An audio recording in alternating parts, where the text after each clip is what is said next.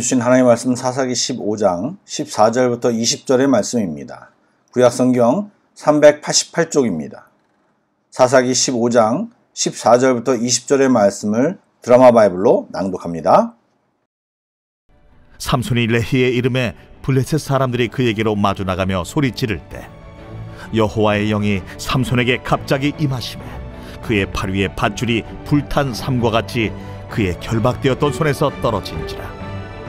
삼손이 나귀의 새 턱뼈를 보고 손을 내밀어 집어들고 그것으로 1000명을 죽이고 이르되, 나귀의 턱뼈로 한 더미, 두 더미를 쌓았음이야. 나귀의 턱뼈로 내가 1000명을 죽였도다. 그가 말을 마치고 턱뼈를 자기 손에서 내던지고 그곳을 라맛 레히라 이름하였더라. 삼손이 심히 목이 말라 여호와께 부르짖어 이르되, 주께서 종의 손을 통하여 이 큰 구원을 베푸셨사오나 내가 이제 목말라 죽어서 할례 받지 못한 자들의 손에 떨어지겠나이다 하니 하나님이 레히에서 한 우묵한 곳을 터뜨리시니 거기서 물이 솟아나오는지라. 삼손이 그것을 마시고 정신이 회복되어 소생하니 그러므로 그 샘 이름을 엔하고레라 불렀으며 그 샘이 오늘까지 레히에 있더라. 블레셋 사람의 때에 삼손이 이스라엘의 사사로 20년 동안 지냈더라. 샬롬. 오늘은 이번 주 새벽 예배가 시작되는 날입니다. 주의 은혜가 이 시간에 충만하기를 소망합니다. 잠시 기도하겠습니다. 사랑의 하나님, 이 시간 주의 은혜를 간구합니다. 예배하며 하나님의 마음을 구하는 모든 사람들에게 풍성히 함께하여 주옵소서. 특별히 간구하는 것은 이 시간 병상에 있는 분들을 위해 기도합니다. 주여, 그들을 모두 온전케 하여 주옵소서. 김성종 집사님 온전케 하여 주옵소서. 박현주 집사님 남편 김상희 씨 담낭 수술을 마친 지 몇 시간 안 되었는데 주님 함께하여 주셔서 온전히 회복시켜 주옵소서. 박태미 집사님도 영육간에 완전히 회복시켜 주옵소서. 치료하는 하나님을 그들 모두가 온전히 경험하는 시간이 되게 하여 주옵소서. 또한 이 예배를 드리는 모든 성도들에게 주님 사랑하는 마음으로 뜨거워지게 하여 주시고 성령으로 충만케 하여 주옵소서. 예수님의 이름으로 기도드립니다. 아멘. 지난 주일 그리고 월요일 본문에 대해서 조금 설명을 해야 할 것 같습니다. 제가 설명하겠습니다. 사사로 부르심을 받은 삼손의 기이한 행동이 14장과 15장에 계속됩니다. 14장에서 삼손은 블레셋 여인이 마음에 들어서 부모를 졸라 결혼을 하게 됩니다. 결혼잔치에 모인 청년들과 삼손은 수수께끼 내기를 벌이고 그 일로 인하여 신부 식구들이 협박을 받고 결국 삼손은 내기에 지게 됩니다. 분노한 삼손은 아스글론 사람들을 30명 쳐 죽여서 그 노량물로 내기의 진값을 치르는 등 결혼잔치는 엉망이 되고 집으로 되돌아갑니다. 이때 장인은 삼손이 결혼을 포기한 줄 알고 딸을 다른 사람에게 주어 버렸습니다. 그런 사실을 모르고 삼손은 15장에 다시 아내를 찾아 딥나로 내려갑니다. 아내를 다른 사람들에게 준 사실을 알게 된 삼손은 심히 분노하여 여우 300마리와 불을 이용하여 블레셋 사람들의 곡식과 포도원, 감람나무를 다 태워버립니다. 마을 사람들이 이 모든 사실을 알고 화가 나서 처갓집 사람들을 불살라 죽여버립니다.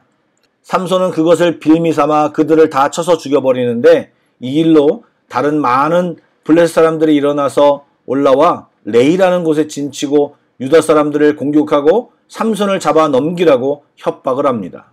이에 유다 사람이 삼손을 설득하여 결박하는 내용까지 오늘 본문 앞의 내용입니다. 현대인의 상식으로는 다소 이해하기 쉽지 않은 내용이지만 지금으로부터 3000년 전의 이야기임을 감안하여 보시기 바랍니다. 이미 유다 사람들은 싸움을 포기했기 때문에 레이에 진친 블레셋 사람들에게 결박된 삼손을 넘겨줍니다. 블레셋 사람들은 환호하고 삼손을 끌고 가려고 하는데 여호와의 영이 삼손에게 강하게 임하여 삼손은 엄청난 힘으로 결박을 끊고 나귀 턱뼈를 집어들고 그 자리에서 블레셋 사람 1000명을 죽여버립니다. 우선 여기까지 보시면서 생각을 좀 해볼까요? 삼손의 불량스러운 모습을 잠시 뒤로 하고 상황 자체만 먼저 살펴보기를 원하는데요. 여태까지 사사기에 나오는 사사들은 사사로서 이스라엘 지파들을 소집하여 이방 민족과 맞서 싸워 승리를 해왔습니다. 그런데 이번에는 유다 사람들이 사사를 결박하여 블레셋 사람들에게 넘겨주고 위기만 모면하려는 상황입니다. 삼손도 사사로서 사명감이 아닌 살아남기 위한 몸부림을 칠 때 하나님이 함께 하시어 결박을 끊고 블레셋 사람들을 무찌르게 됩니다. 여러분, 결과적으로는 블레셋을 무찌르고 유다 사람이 혜택을 보았지만 삼손의 경건함이나 의를 추구하는 모습은 전혀 찾아볼 수가 없습니다.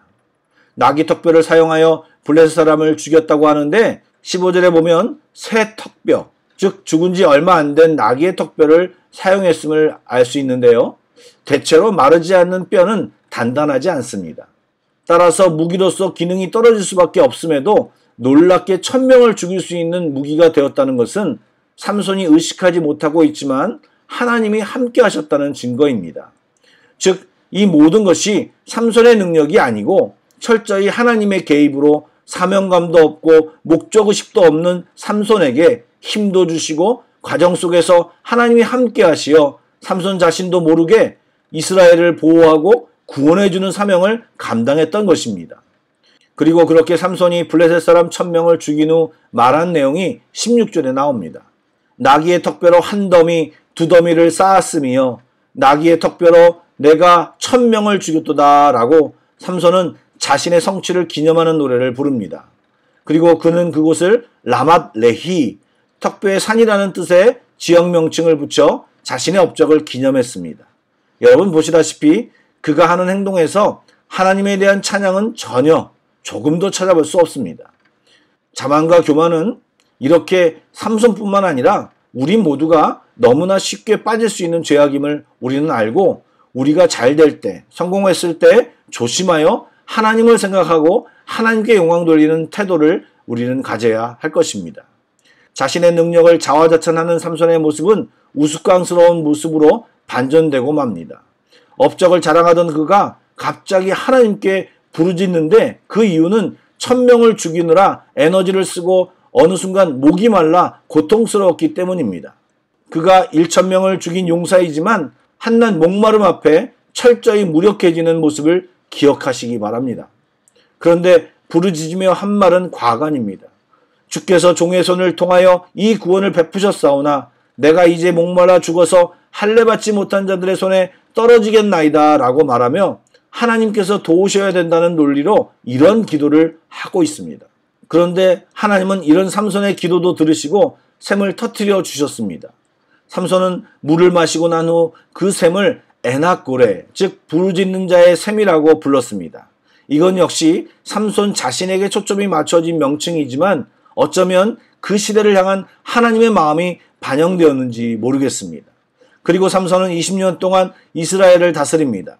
그런데 백성에게 사사로서 하나님의 법을 가르쳤다거나 그 땅이 평온했다는 표현은 본문 어디에도 찾아볼 수 없습니다. 다만 우리는 구원의 약속을 이루기 위해 부족한 삼손이라도 들어쓰신 하나님의 신실하심을 엿볼 뿐입니다. 말씀을 읽으며 저는 하나님의 마음이 좀 느껴졌습니다. 온 세상에 제사장 나라로 세워지길 바라며 이스라엘 백성을 가나안 땅까지 이끌고 와서 많은 훈련을 시키고 가나안 완전 정복이라는 사명을 주었는데 어느새 사명은 잊어버리는 것은 물론 가나안 땅의 우상을 섬기고 죄악 가운데서 헤매는 모습을 보이고 있습니다. 깨닫게 하기 위해 블레셋을 붙여주었더니 고통을 느끼면서도 그것에 적응하고 계속 하나님께 부르짖는 것조차 잊어버린 이스라엘 백성을 바라보시며 하나님이 사사를 준비해서 보냈더니 사사란 사람은 주신 능력으로 온갖 자기 욕심을 이루는 데만 사용하고 필요할 때만 하나님을 찾는 연약한 모습을 보이고 있습니다. 얼마 전 자녀를 훈육하려고 노력하는 아버지가 또 어머니가 온갖 방법을 동원하는데도 계속 심하게 삐뚤어지는 자녀를 보며 아파하는 부모의 모습을 보았습니다. 그런 부모의 마음과 하나님의 마음이 비슷하지 않을까요? 징계를 주면서 힘들겠지. 내가 너에게 주고 싶은 것은 평안인데 재앙이 아닌데 언제 돌아올래? 그렇게 살라고 여기까지 불러온 것이 아니다. 너는 저런 블레셋에게 당하며 살 백성이 아니란다. 일어나 빛을 발하기 원한다. 말씀을 준비하는 내내 답답함이 느껴졌습니다. 사랑하는 여러분, 여러분은 하나님께 답답한 사람입니까? 하나님의 마음을 시원케 하는 사람입니까? 여러분은 하나님과 호흡하는 사람입니까? 여러분의 요구만 하나님께 드리는 사람입니까? 하나님의 마음을 신경 쓰는 사람입니까? 내 마음만, 내 것만 중요한 사람입니까? 오늘은 기도하실 때 나를 향하신 하나님의 마음이 무엇입니까? 하나님의 마음을 알기 원한다고 꼭 기도하시기를 권면드립니다. 혹시 여러분 중에 하나님이 계속 요구하시는 것을 거절하며 불순종하는 사람이 있다면 이 시간 결단하고 하나님 앞에 순종하겠다는 마음을 드리기를 소망합니다. 기도하겠습니다. 좋으신 하나님, 오늘도 우리를 사랑하시고 기다리시는 주님을 생각하며 감사를 드립니다. 연약해서 우리밖에 모르고 부족해서 하나님의 마음을 잘 헤아리지 못함을 용서하여 주옵소서. 주님 앞에 가까이 가고 싶다고 고백하며 찬양하면서도 내 욕심과 감정이 앞서는 저희들을 불쌍히 여겨주시고 주님의 은혜로 함께하여 주옵소서.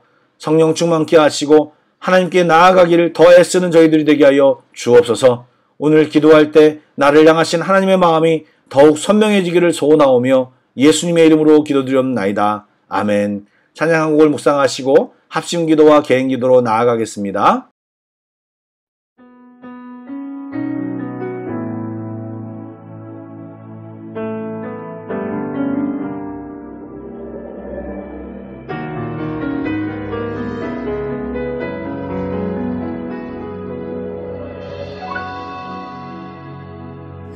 아버지, 당신의 마음이 있는 곳에 나의 마음이 있기를 원해요.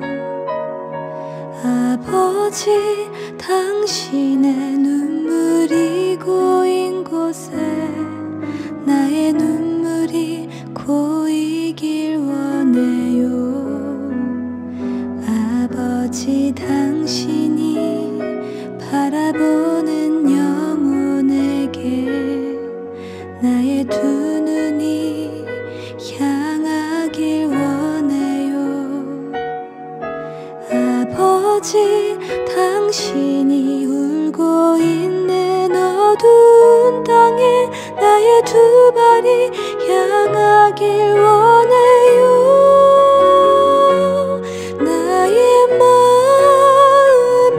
아버지의 마음 알아. 내 모든 뜻 아버지의 뜻이 될 수 있기를 나의 온몸이 아버지의 마음 알아. 내 모든 삶 당신의 삶 되기를.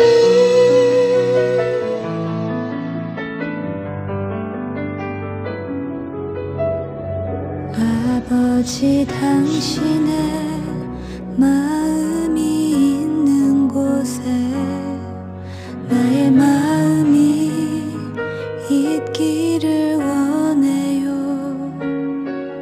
아버지, 당신의 눈물이 고인 곳에 나의 눈물이 고이길 원해요. 아버지, 당신이 바라보는 영혼에게 나의 두 눈이 향하길 원해요.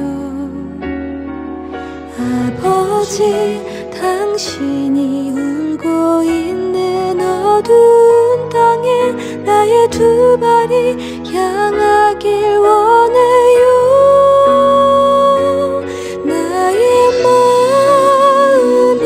아버지의 마음 알아. 내 모든 뜻 아버지의 뜻이 될 수 있기를 나의 온몸이 아버지의 마음 알아. 내 모든 삶 당신의 삶 되기를. 나의 마음이 아버지의 마음 알아. 내 모든 뜻 아버지의 뜻이 될 수 있기를 나의 온몸이 아버지의